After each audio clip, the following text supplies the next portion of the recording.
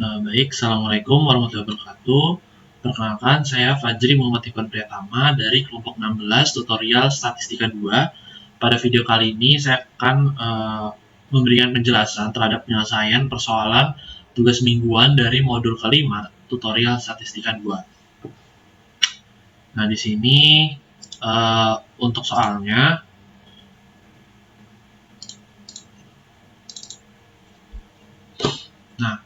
di sini terdapat 7 soal yang akan dikerjakan dengan menggunakan software RStudio dan juga Minitab.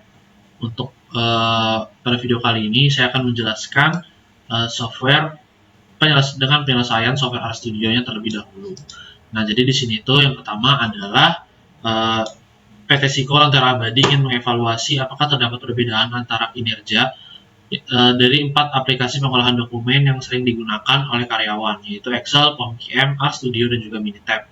Nah, 10 karyawan diminta untuk menguji keempat aplikasi tersebut dan memberikan penilaian dari skala 1 hingga 5 berdasarkan kemudahan penggunaan. Nah, di sini terdapat tabel 1 yang menunjukkan hasil penelitian karyawan terhadap kinerja aplikasi dari pengolahan dokumen. Nah, kita diminta untuk melakukan pengujian untuk menentukan apakah terdapat perbedaan kinerja di antara aplikasi pengolahan dokumen dengan menggunakan alfa 0,05. Nah, di sini alfa ini menandakan adalah taraf keberartian. Nah, di sini langkah pertama kita membuka software RStudio-nya. Di sini saya sudah menyiapkan beberapa sintaks yang kita gunakan untuk menyelesaikan persoalan nomor 1. Nah, ketika kita membuka software RStudio, langkah yang perlu kita lakukan sebelum kita memasukkan sintaksnya adalah dengan membuat project baru. Di sini kita klik File, New Project, nanti klik Existing Project, dan nanti diteruskan sehingga kita akan menentukan pada folder mana file yang akan kita simpan. Di sini karena sudah terinstall dan sudah dimasukkan sintaksnya, langsung kita jalanin aja. Dari sintaksnya berdasarkan data-data yang telah diperoleh yang terdapat pada diketahui pada soal. Ini kita input dulu datanya. Oke, lalu kita lakukan penilaian sehingga data tersebut dapat bergabung ke dalam satu frame yang dapat nantinya akan kita bandingkan. Di sini kita tampilkan datanya.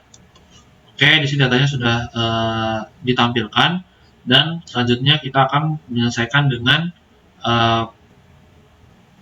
perlakuan pengujian Friedman untuk membandingkan lebih dari 2 kelompok yang berpasangan dengan subjek yang sama. Nah, kenapa di sini bisa disebut sebagai subjek yang sama? Karena tadi kita satukan datanya sehingga terdapat ke dalam satu frame. Nah, di sini diperoleh bahwasannya hasil dari Friedman score-nya adalah 6,84 dengan p-value sebesar 0,07.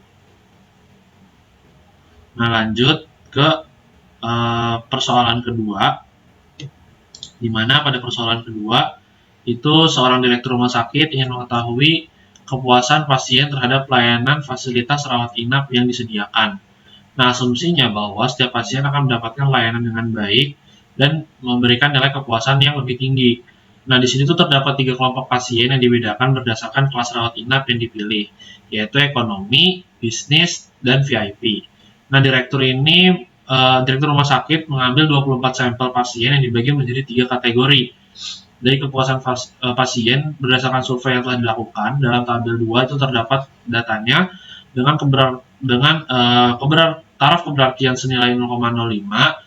Kita diminta untuk menguji hipotesis apakah terdapat perbedaan yang signifikan dalam tingkat kepuasan antara pasien kelas ekonomi dan kelas bisnis serta kelas VIP. Nah, di sini kita lakukan uji kruskal, di mana uji kruskal ini diperuntukkan untuk membandingkan median dari lebih dari 2 kelompok, lebih dari sama dengan 2 kelompok yang independen, di mana kelompok-kelompok tersebut terbagi menjadi kelas rawat inap dalam kasus persoalan ini. Kita di sini masukkan terlebih dahulu nilai kelas dan juga tingkat kepuasan yang tadinya telah diketahui pada soal. Oke. Nah, di sini kita masukkan datanya, kita gabungkan ke dalam satu data frame. Oh, di sini. Kita perlu pastikan bahwasannya nilai setiap variabel itu memiliki konotasi panggilan yang sama. Oke, di sini sudah masuk datanya ke dalam satu frame, ke dalam satu bagian data, dan lalu kita lakukan pengujian Kruskal.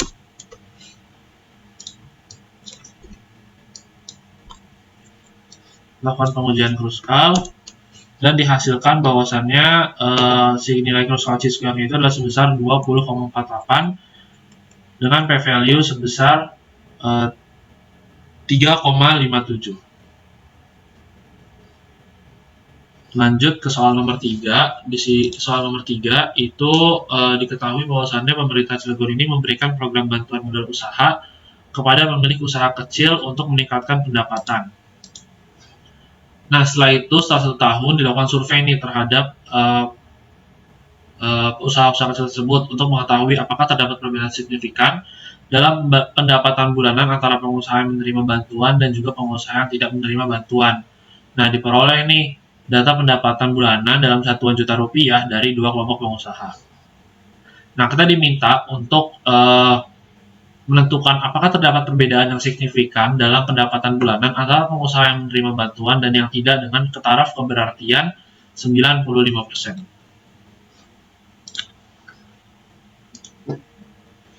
Nah, di sini kita menggunakan pengujian Mann-Whitney. Nah, di sini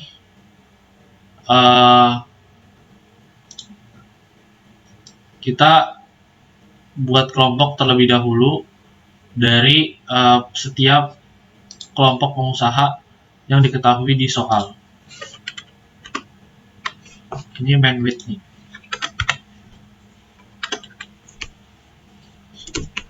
Oke.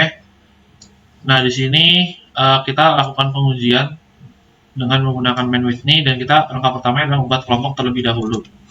Nah, di sini kelompoknya sudah terinput, dan kita lanjut untuk melakukan penginputan data berdasarkan pendapatan. Nah, di sini data sudah masuk dan sudah terbaca. Kita gabungkan mereka dalam satu data frame. Lagi-lagi hal ini diperuntukkan untuk membandingkan kedua data. Tampilkan datanya. Nah, ini sebagai berikut. Jadi tadi kita satukan terlebih dahulu datanya, dan kita pisahkan lagi berdasarkan kelompok, yaitu dengan bantuan dan tidak dengan data yang merupakan pengusaha dengan tidak adanya bantuan. Nah, lanjut di sini kita langsung melakukan pengujian Wilcoxon.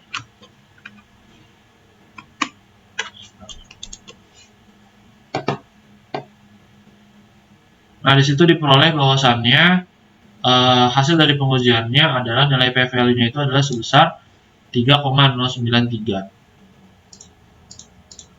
Lanjut ke persoalan nomor 4, di mana pada soal nomor 4 ini itu diminta bahwasannya seorang peneliti yang melakukan pengujian terhadap tingkat pendidikan yang mempengaruhi preferensi dalam pemilihan jenis makanan. Nah, di sini tuh sebanyak 250 partisipan diminta untuk memilih preferensi makanan dari keempat kategori, yaitu cepat saji, tradisional, sehat, dan vegetarian. Nah, diperoleh ini hasil datanya sebagai berikut. Nah, kita diminta untuk menentukan, merumuskan hipotesis dengan pengujian taraf signifikansi sebesar 5%, disertai dengan kesimpulan.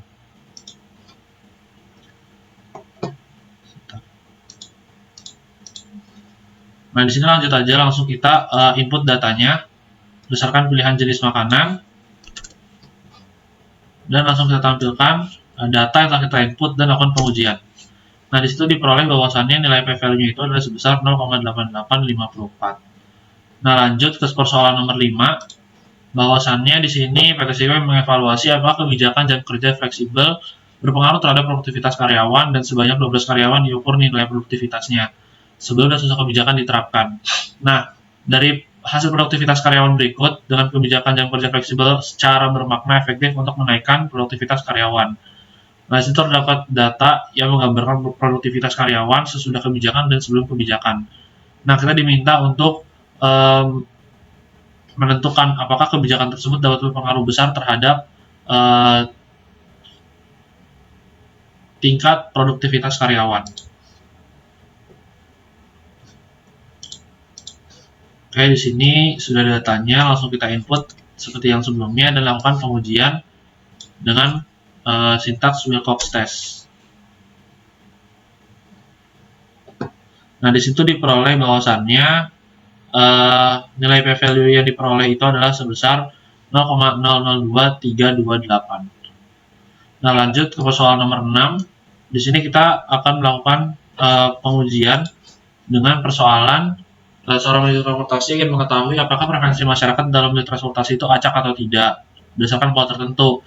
Nah, untuk mengambil sampel acaknya itu terdapat 18 orang yang akan menggunakan transportasi umum dan menanyakan apakah mereka lebih sering menggunakan bus atau kereta. Nah, ketika responden memiliki sering menggunakan bus, maka diberikan kode 1, jika kereta maka 0. Nah, di sini terdapat tabel yang menjelaskan preferensi dari penggunaan transportasi masyarakat dari 10 orang yang diwawancara. Nah, kita diminta untuk uji sampel dengan taraf keberartian 95% berdasarkan data yang diperoleh. Nah, kita tuh perlu menentukan apakah urutan preferensi mode transportasi ini terjadi secara acak atau memang terdapat pola-pola tertentu. Nah, di sini kita lakukan install package terlebih dahulu untuk menyelesaikan persoalan. Di sini untuk rantai sudah terinstall, dan untuk T-Series ini lagi sedang proses penginstalan dan sudah selesai. Nah, di sini kita langsung aktifkan package-nya, lalu kita langsung melakukan run data dengan numerik sebagai berikut berdasarkan tipe data yang telah diketahui pada soal. Nah, dari situ diperoleh bahwasannya standar normal itu adalah sebesar 0,84 dan nilai p-value itu adalah sebesar 0,3993. Nah, lanjut ke persoalan nomor 7. Di sini kita diminta untuk menentukan dari ketiga pupuk yang digunakan dalam penanaman tumbuhan dalam penanaman tomat. Nah, ini apakah berpengaruh terhadap berat hasil panen? Nah, di sini terdapat 3 pupuk, yaitu organik, kimia, campuran dengan data sebagai berikut. Nah, dengan taraf signifikansi sebesar 5%, kita ini diminta untuk menentukan apakah terdapat perbedaan median berat hasil panen tomat di antara ketiga jenis pupuk tersebut. Nah, di sini kita akan menggunakan pengujian mood median. Nah, di sini kita lakukan penginputan data terlebih dahulu. Lalu kita langsungkan bahwasannya ketiga pupuk ini akan kita jadikan sebagai satu data frame sehingga dapat dibandingkan. Oke. Nah, di sini kita buat box plotnya sebagai berikut. Box plot berat panen tomat per jenis pupuk. Lalu kita lanjutkan dengan pengujian mood median. Nah, di sini tuh diperoleh bahwasannya untuk X-score-nya itu adalah sebesar 2,7393, DF-nya sama dengan 2, dan nilai p-value-nya itu adalah sebesar 0,2542.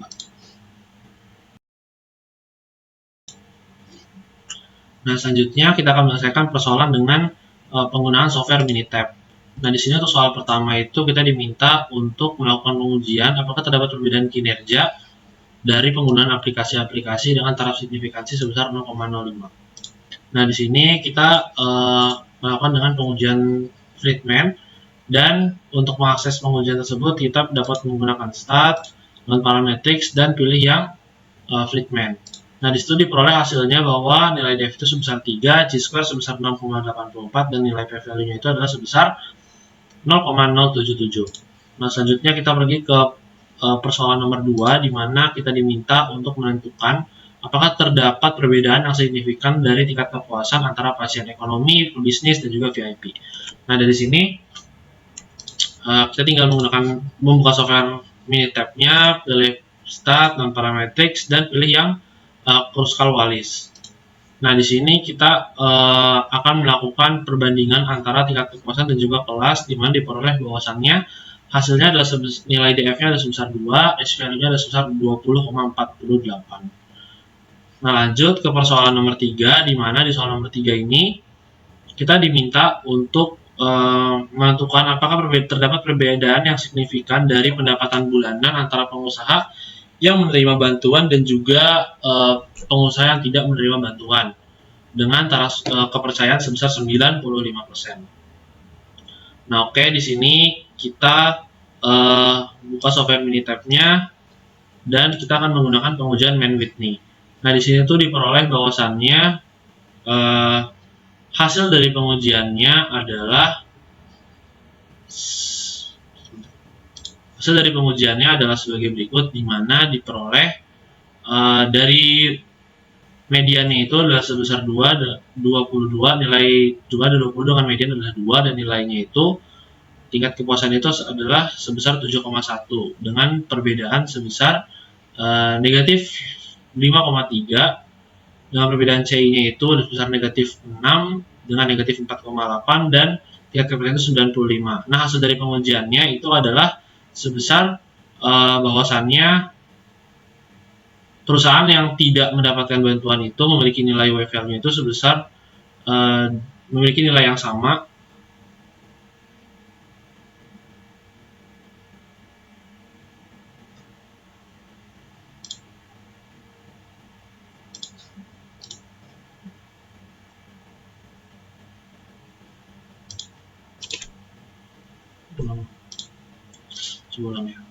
Nah, selanjutnya kita akan melakukan pengujian terhadap persoalan nomor 3, di mana kita diminta untuk menentukan apakah terdapat perbedaan yang signifikan dari pendapatan bulanan antara pengusaha yang menerima bantuan dan juga pengusaha yang tidak menerima bantuan.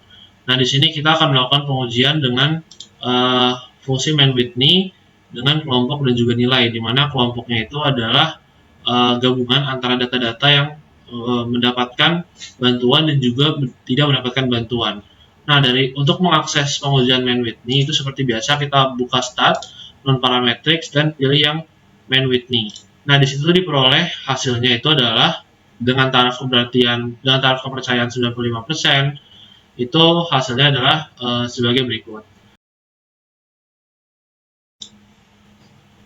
Nah, selanjutnya kita akan melakukan pengujian terhadap persoalan nomor 4, di mana kita diminta untuk melakukan pengujian berdasarkan pemilihan jenis makanan dengan tingkat pendidikan. Nah, di sini kita akan melakukan pengujian dengan chi-square, di mana untuk mengakses chi-square sendiri kita tinggal klik Start, Tables, dan pilih yang chi-square Test for Association. Nah, di sini diperoleh bahwasannya nilai p-value yang dihasilkan itu adalah sebesar 0,885, dan untuk likelihood ratio-nya itu adalah sebesar 0,886 dengan perbandingan data sebagai berikut. Nah, selanjutnya lanjut ke persoalan nomor 5. Di sini kita diminta untuk menentukan apakah jam kebijakan kerja yang fleksibel tersebut sudah efektif untuk menaikkan produktivitas karyawan. Nah, di sini kita akan melakukan pengujian Wilcoxon untuk perbandingan. Jadi untuk Wilcoxon sendiri itu kita tinggal klik Start, non-parametric, dan pilih yang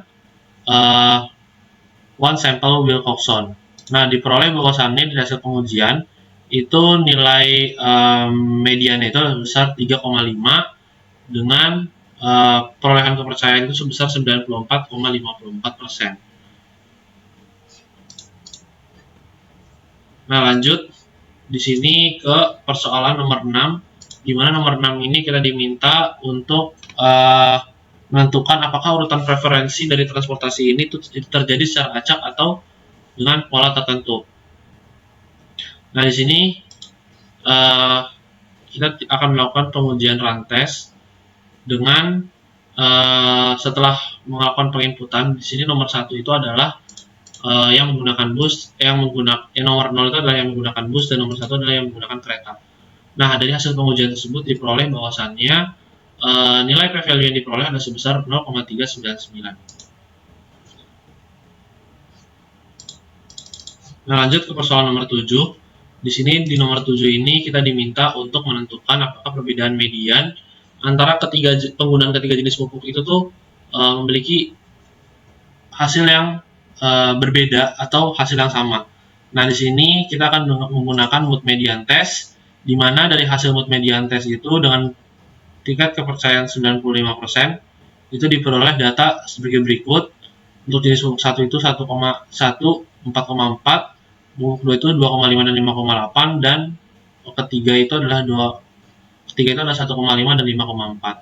Dengan perolehan nilai DF sebesar 2, C-square sebesar 2,14, dan nilai p-value sebesar 3,44.